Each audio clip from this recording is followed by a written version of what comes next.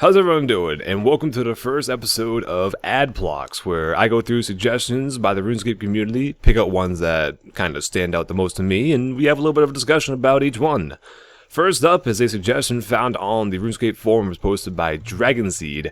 His suggestion is for a Slayer belt that would store Slayer attached related items. These would include, but not limited to, items that would be rewarded to you from your DG, such as Seed Aside and Bone Crusher, to your items from Slayer Masters, such as Bag of Salt and Rockhammer.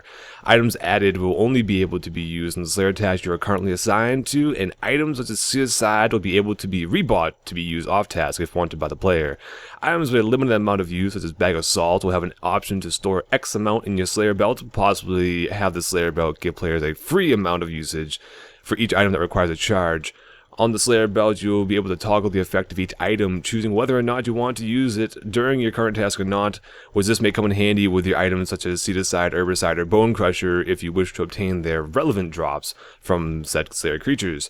Dragonseed has posted a list of suggested requirements and levels for certain unlockable belt slots for the Slayer belt on his forum thread, which you can view by searching the QFC found in the description of this video. Secondly, a suggestion that comes in from a player named Pl0x.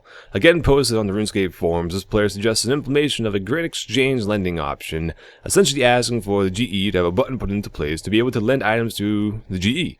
To further suggestion, and maybe refine it a little bit though, I'd suggest in policy making the lend function only a 24-hour time period for items through the Great Exchange for the sake of making things maybe just a little bit more user-friendly.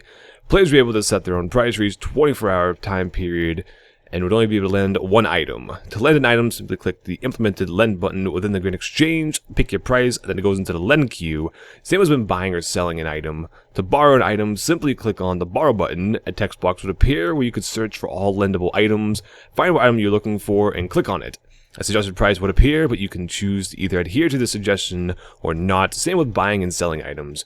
Check price, click borrow, and now you can pick this item from your collection box. During the duration of your lend, you get a message for each hour that goes by saying you have X amount of time left on your lend. You'll get a message at 30, 15, and 5-minute intervals once it gets past the 1 hour left mark on your lend, to ensure that you are about to lose the item and that you know about it. The item will be automatically taken from you and placed back into the collection box at the lenders after you are done with a lend, after the 24-hour period. If you'd like to read a bit more about the suggestion from Pl0x, go to the QFC found once again in the description of this video.